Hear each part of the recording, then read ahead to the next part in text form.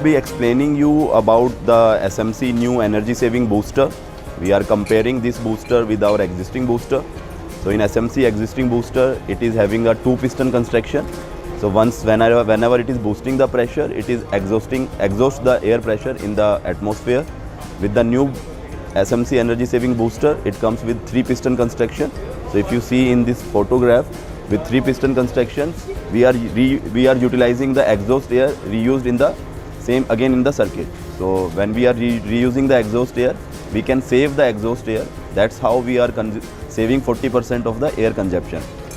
Along with this, we are also explaining you here what are the components utilized. So we have displayed here the modular FRL unit of SMC.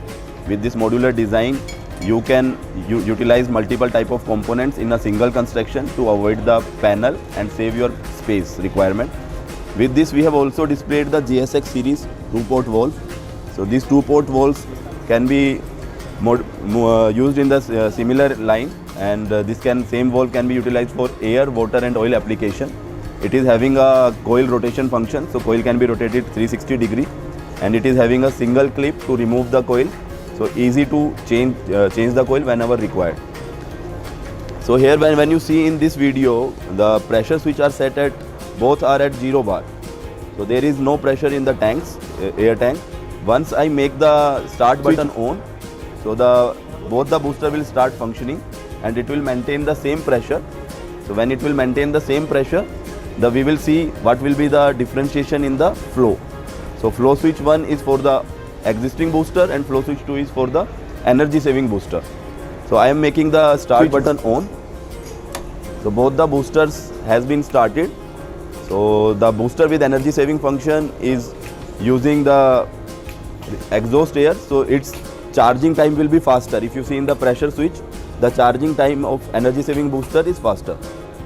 So once the pressure of air tank will reach similar, we will see what will be the flow differentiation. So that's how we can calculate how much energy we can save with this energy saving booster.